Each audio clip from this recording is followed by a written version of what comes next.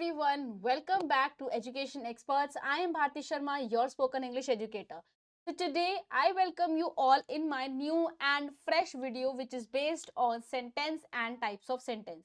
So today we are going to discuss what is sentence and how many types of sentences are there and how to form, how to make a sentence, right? So we are going to discuss all of these things in this full detail. So stay connected with me till the last, right? I hope you are going to connect with me. So let's move forward. All right, now अगर मैं English language की बात करूं आपसे तो English language में कितने alphabet होते हैं? आप में से ज्यादातर लोगों का जवाब आएगा 26, बट रॉन्ग। 26 अल्फाबेट्स नहीं होते हैं। There are only and only one, right? एक ही अल्फाबेट होता है। बेसिकली 26 तो लेटर्स होते हैं, ना कि अल्फाबेट। क्लियर? अब 26 लेटर्स में होते हैं 5 वाउल्स एंड 21 कॉन्सोनेंट्स। 5 होते हैं वाउल्स, जिसको आप वॉवल्स बोलते होंगे मे बी। अगर नहीं बोलते हैं तो बहुत अच्छी बात है, अगर बोलते हैं तो करेक्ट कर देती हूँ pronunciation. So its correct pronunciation is vowels. Vowels. Next one is इसमें होते बाकी के rest of the things are 21 consonants, right? So English language में one alphabet, 26 letters, 5 vowels and 21 consonants. Clear? 21 consonants. Now what are the 5 vowels? 5 vowels are A, E, I, O. These are your 5 vowels and rest of them are consonants. ये जो B, C, D, F, G, H, J, K, L, M, N, P, Q, R, S, T, V, W, X, Y and Z. So all of these are your consonants. I hope it is clear for you. Now let's move forward. अब समझते हैं how to make a sentence. Sentence बनता कैसे? कभी ये सोचा है क्या सेंटेंस ऐसे ही मैंने आपको कुछ बोल दिया, मैंने आपको कोई वर्ड्स दे दिए, मान मैंने आपको वर्ड्स दे दिए, bake a is in a city. क्या ये सेंटेंस है? अगर इसको एक साथ जोड़ दिया क्या सेंटेंस हो जाएगा? No, not at all, it's can not be possible. क्यों? क्योंकि एक तरीका होता है सेंटेंस को बनाने का। हर एक चीज प्रॉपर फॉर्म में लगनी चाहिए, तभी तो वो प्रॉपर सेंटेंस निकलेगा। अब सीखते हैं इंग्लिश लैंग्वेज में किस तरीके से एक सेंटेंस बनता है और सेंटेंस बनने के लिए कौन कौन सी चीजों का यूज होता है। जैसे मैंने आपको स्टार्टिंग में पार्ट्स ऑफ स्पीच के स्टार्टिंग में बताया था कि एक बिरयानी बनाने के लिए चावल के साथ साथ बाकी के सारे इंग्रेडिएंट्स भी डलते हैं। तो उसी तरीके से अगर मैं बोलूँ कि दाल बनाने के लिए कौन कौन से इंग्रेडिएंट्स डलते हैं, यानी कि सेंटेंस बनाने के लिए कौन कौन से इंग्रेडिएंट्स आपके डलेंगे, उसके बारे में बात करते हैं, राइट? तो इंग्लिश लैंग्वेज में सबसे पहले हम आते हैं अल्फाबेट्स पे। अल्फाबेट से लेते हैं हम वर्ड को। अल्फाबेट्स को आपस में यानी लेटर्स को जब हम आपस में जोड़ते हैं तो बनता है वर्ड। वर्ड को जब हम आपस में जोड़ते हैं तो बनते हैं फ्रेजेस। फ्रेजेस से बनते हैं क्लॉजेस और इन सब को मिलाकर टोटल बनता है क्या? Sentence, right? So this is how you create a sentence. चलिए, अब आपने ये तो सीख लिया सेंटेंस बनता कैसे है। अब पहले सेंटेंस की डेफिनेशन भी तो समझ लें। डेफिनेशन होती क्या है सेंटेंस की?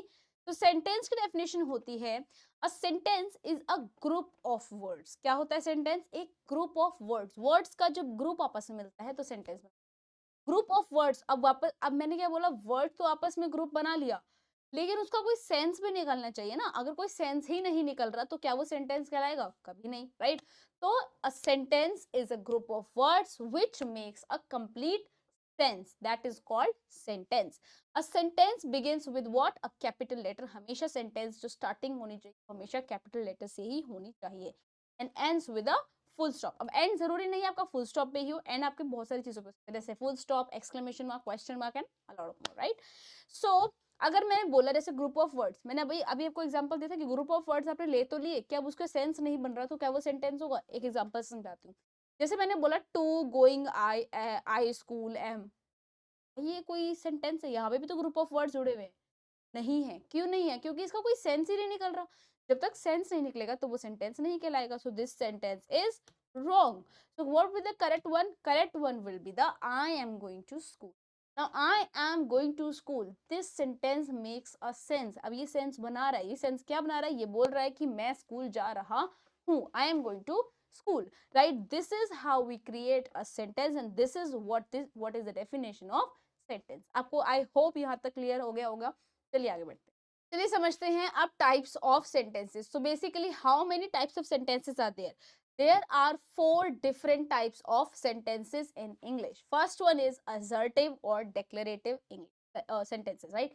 असर्टिव और डिक्लेरेटिव, यानी कि असर्टिव सेंटेंस बोल दो या डिक्लेरेटिव सेंटेंस बोल दो, बात एक ही है, अब इसको डिटेल में हम आगे समझेंगे, right.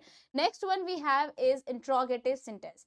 Again correct the pronunciation with me, it is not interrogative, it is interrogative, interrogative sentences. Next one we have is imperative sentences. Last but not least, we have is exclamatory sentence. These are the 4 sentences that we are going to discuss in this video. What are these again? Repeat it with me. Assertive or declarative, interrogative, imperative, and exclamatory sentences. These are the 4 sentences that we are going to discuss. Let's move forward. चलिए, अब types of sentence में हम सबसे पहले type की बात करते हैं, वो है असर्टिव और डिक्लेरेटिव सेंटेंस। तो सबसे पहले हम इसकी डेफिनेशन देख लेते हैं, क्या कहती है इसकी definition. Definition says such sentences which declares or asserts a statement, feeling, idea, incident, fact, history or anything like that is called assertive sentence. कोई भी ऐसी सेंटेंस अगर वो डिक्लेयर करती है, वो असर्ट करती है किसी भी स्टेटमेंट को, फीलिंग को, आइडिया को, इंसिडेंट को, फैक्ट को या हिस्ट्री या किसी भी इस तरीके की चीज को, उसी को हम कहते हैं असर्टिव सेंटेंस। अब let's make it little simplier for you. अगर मैं इसे बहुत सिंपल भाषा में बोलूं तो सिंपल सी एक बात, कोई भी नॉर्मल सेंटेंस जो आप डेली लाइफ में हमेशा बोलते हो, बिना किसी सवाल के, बिना किसी ऑर्डर के, बिना किसी और चीज के, तरीके की चीजों को छोड़कर जितनी भी आप बातें दुनिया भर में बोलते हो, फैक्ट, आइडिया, ये वो हर चीज, वही सब क्या आती है, किसके अंदर आती है, असर्टिव और डिक्लेरेटिव सेंटेंस के अंदर। I hope it is clear. Let's see it with some examples.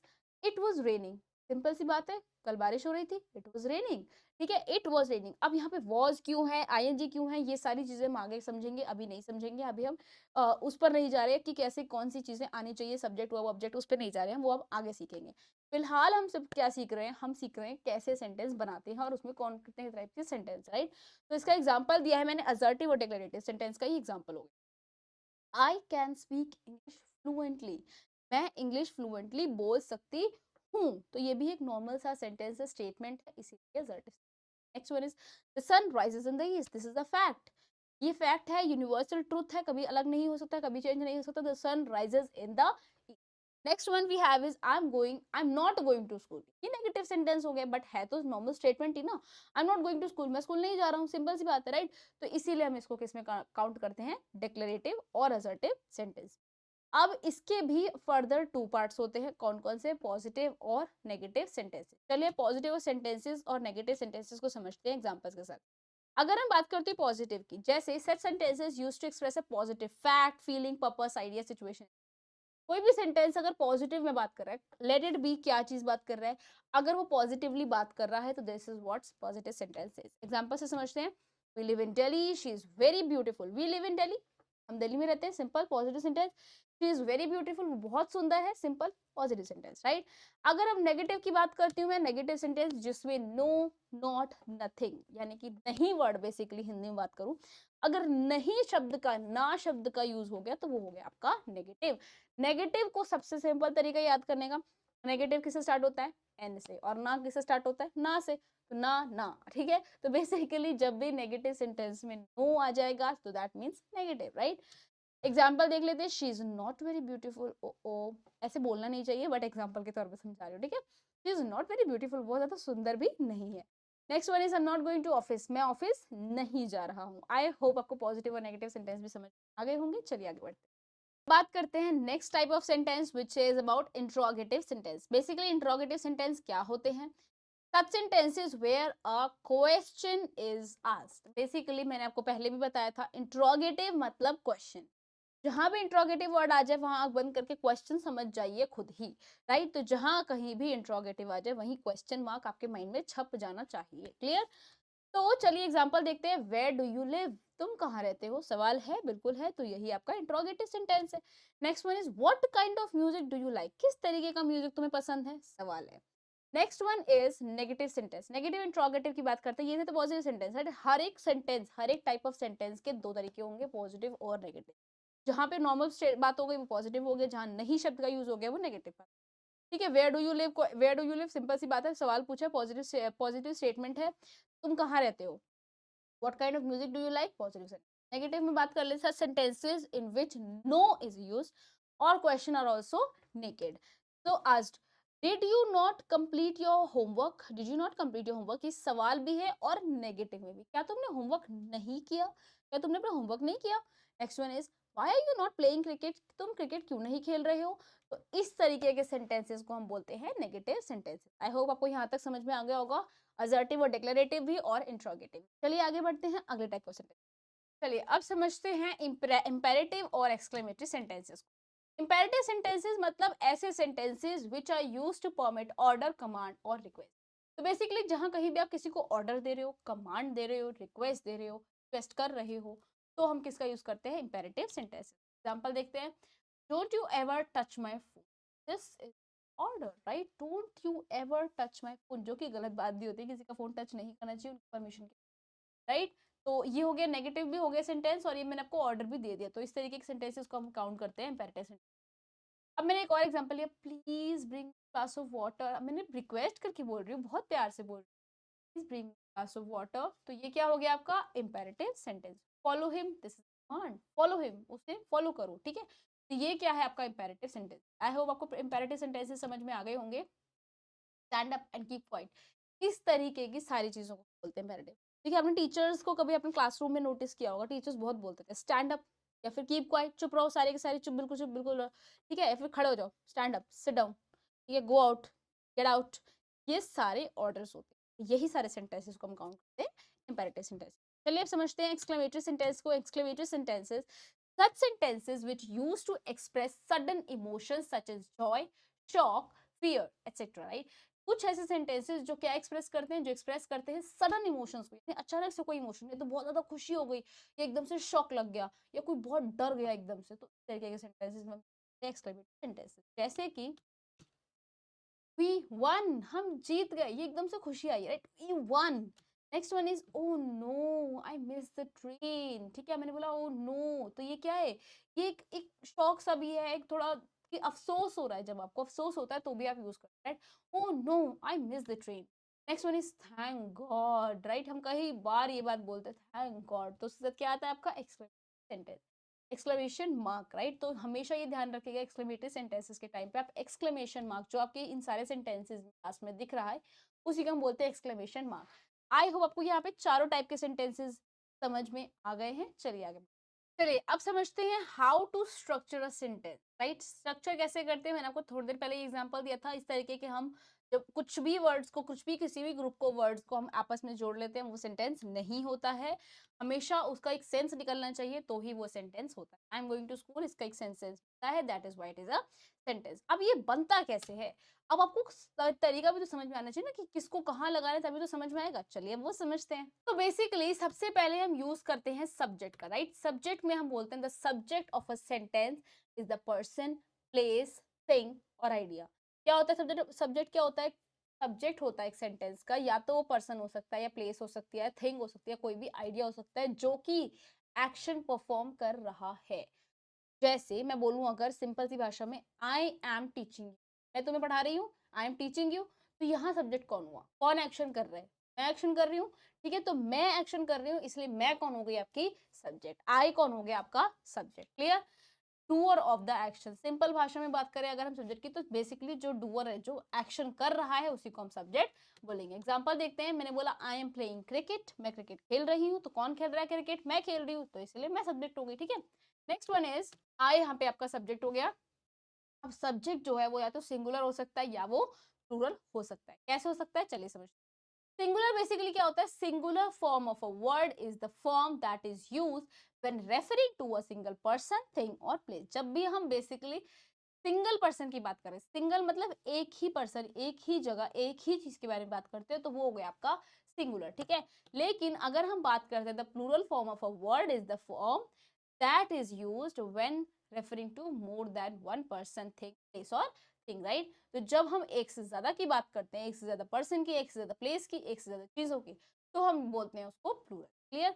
चलिए इसको डिटेल में समझते हैं, आगे बढ़ते हैं. All right. सो अब समझते हैं एग्जाम्पल्स के साथ. सिंगुलर का एग्जाम्पल की अगर मैं बात करूं, तो I am a good boy, I am a good boy, मैं एक अच्छा लड़का हूं. तो यहाँ पे कितने कितने लड़कों के बारे में बात हो रही है, एक ही के बारे में बात हो रही है ना, वो अपने बारे में बता रहे हैं, तो वो क्या हो गया, सिंगुलर हो गया.